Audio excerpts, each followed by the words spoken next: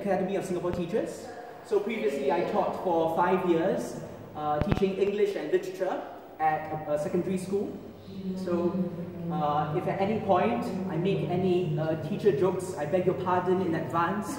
Some of my students and my own teachers are here, so thank you for joining us. Also, if at any point in time you can't hear, it is fine to make it known, so don't worry. Please, also you're free to move. You're free to move as and when during the performance. You are free. You are allowed to laugh even though it's Singapore. Alright, so you're allowed to just move at will. So just a little bit as well about this. This will be one long prose poem. So if at any point you wish to examine the works, I will not be offended. You wish to check it out, by all means. Right? So why this work? This is the Burmese artist Min Thein Sung's Time Dust. So these were a series of canvas created between 2017 to 2019. So it's quite interesting because what he did was to allow dust to collect, literally. So he coalesced all these clumps of dust and placed it upon canvas into various shapes and forms that you see here today. Right? So it's painstakingly crafted. There's much written about him. So by all means do consider his work. Right? So in response to Min Thein Sung's Time Dust, here's presenting my spoken word piece in Memoriam, Dust. Dearly beloved, we are gathered here today to celebrate the life and honor the memory of our dear friend, Dust. Following a long, slow struggle with brooms, Dust passed away recently after an intense, hard-fought battle with vacuum cleaners. He was sucked in by Dyson's clever advertising. Thank you all for coming down to bid farewell to Dust. It would have meant so much to him. Of course, this is a difficult time for those of us who knew him well. But at least he bit the dust doing what he loved best, triggering violent allergic reactions, inducing terrible fits, and generally being a complete embarrassment and an utter nuisance to others. In other words, he was the perfect spouse. While stories of the great have oft been told, the tales of the small, the nearly invisible, and the seemingly insignificant have rarely been chronicled. Yet, through the centuries, people through the ages have defined Dust, reacted to him, or more recently assaulted him, and even passed laws against him. The history of Dust is the history of humanity itself. Dearly beloved, let us recount his rich and fascinating life. His longevity has rarely been rivaled, except by certain prime ministers. At first glance, we would have assumed that Dust had humble beginnings. He was, after all, known to be a potpourri of harmless dead skin, a medley of shred fabrics, an amalgamation of fibers from carpets and upholstered furniture, a kaleidoscope of airborne particles from the outdoors. Through the ages, Dust has been regarded as the smallest possible entity, the lowest common denominator of reality. He was identified with the trivial and the trifling, the petty and the puny, the modest and the meager. He was used to being ignored, snubbed, trodden underfoot, and equated with the lowest of the low, like the moss growing at the edge of the school pond, like a new practicum teacher in the staff room. He was the detritus of daily existence, reduced to all that was abandoned, discarded, jettisoned. But Dust had a far more glorious ancestry of which few of us are aware. If we can all gather this way just to bear witness to his life. He was born at the intersections of time and space, beginning from the Big Bang, the flotsam and jetsam of disintegrating stars, alive, right here, of interstellar gases more than 65,000 light years across the center of the Milky Way. Here on Earth, he descended from a lineage born 4.5 billion years ago, as a child of stars and soil, the offspring of primordial volcanoes.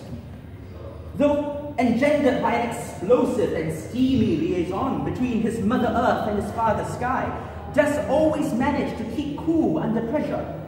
His lightweight, delicate appearance belied his surprising complexity, consisting as he was of organic molecules, the remnants of seeds bathed in minerals.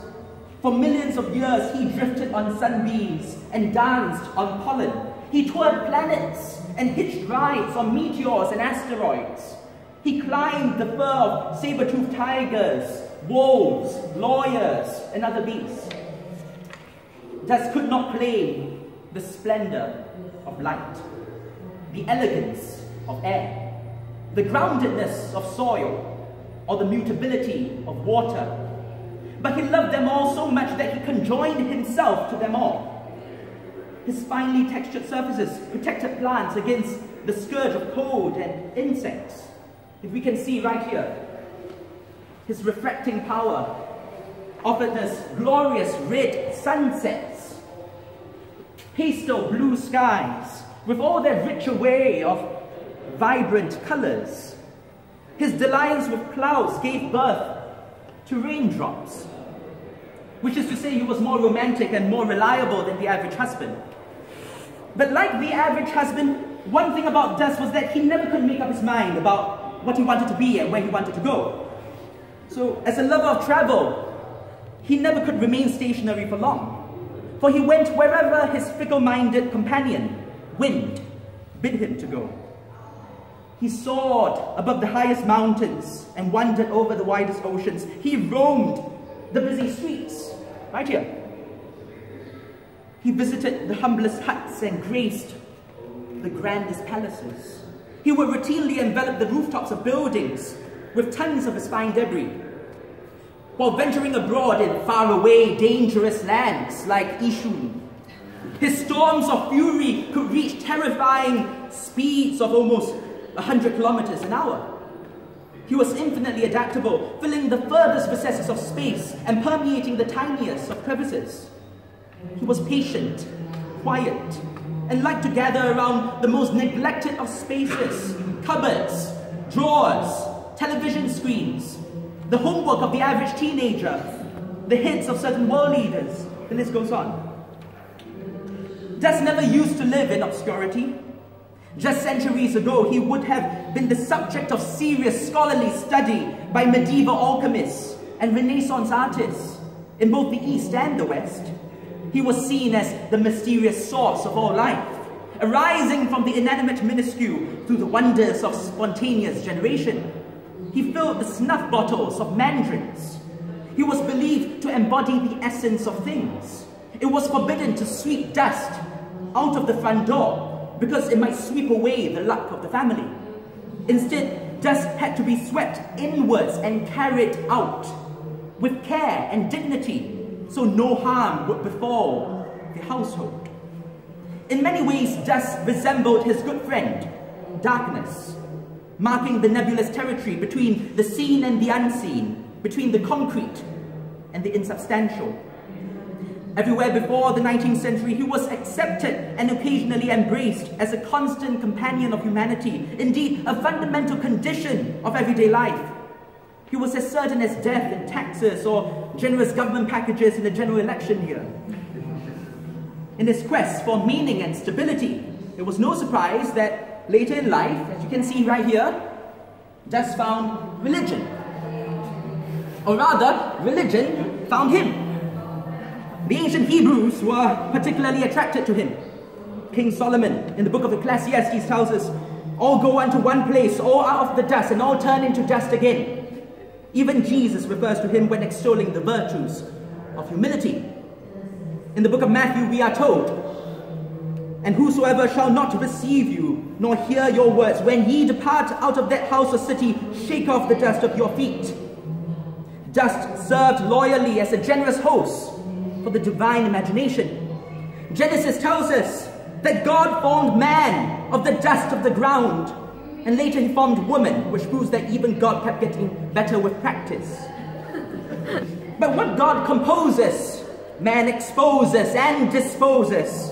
For humanity had been kicking up dust for centuries. We made dust fly further and further afield when we laid roads, when we built factories and steam engines, erected pillars, you see, and structures, built factories and steam engines.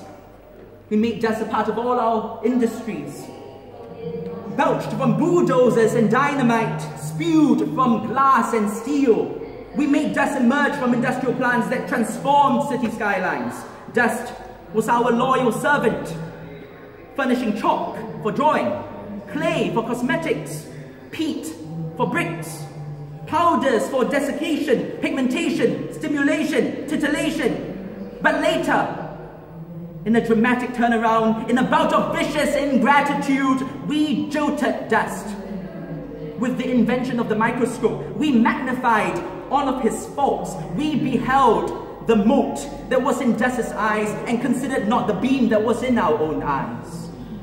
We accused him of harboring mites, which for the vast majority of human history had been quietly and harmlessly going about their mighty little business, and which have been shown to strengthen human resistance and, as some have argued, improve human health. But domestic cleaning manuals targeted our homes, advising our households to protect ourselves from the supposed affliction of dust. When entities even smaller than dust, like atoms, cells, bacteria, and now even viruses, were discovered, dust lost its role as humanity's chief metaphor for smallness. Dust himself was diminished. Dust never really stood a chance in modern Singapore. Ever since the rise of the clean and green movement, he had always been relegated to the periphery, dismissed as a castaway, castigated as an evil, condemned to be dissected, partitioned and segregated, stamped out of existence. Dust was also often confused with his bigger, clumsier brother, Dirt, a genuinely infectious scoundrel who was literally full of crap, composed as he was of both human and animal excrement. The final blow to dust was a pandemic of hygiene, a plague of cleanliness, owing to the current SG Clean campaign, which has marked the tyranny of hand sanitizers and the dictatorship of wet wipes. It was simply a matter of time before dust was denigrated as a public enemy number one, like convicted criminals, communist sympathizers, or readers of the online Citizen. Thankfully, our only consolation is that dust is survived by his cousin, Hayes, who kindly visits Singapore once every few years from Indonesia. It's very kind of him. Also doing very well is his distant uncle Smog, who now flies frequently between Hong Kong and mainland China. Dearly beloved, now that dust's life is done and dusted, let us pay heed to all the lessons that can be drawn from the tragedy of his passing. 1. The care, or rather the level of care and consideration that the world shows towards Singapore is more or less the same as theirs towards dust, on average 0. In the case of Malaysia, that level is -1. 2. Beware of vacuum cleaners, and let us contemplate this mystery. When you clean a vacuum cleaner, you become a vacuum cleaner. 3. These portraits, too, are mirrors of ourselves. Dearly beloved, let us pray for dust. May his sacrifice never be in vain. May we see each mote of him for what he was, a magical microcosm, a mystical mandala, a precious portal to a world unto his own. May we gain the wisdom to recognize that his story is a renewed retelling of the lives before us. May we recall the meditations of Ash Wednesday, for thou art dust, and unto dust thou shalt return. For in the end, when perplexed by silence, and confronted by the vastness of the void, we too tremble in the luminous sphere of emptiness at the center of a dusty world. Amen. Thank you.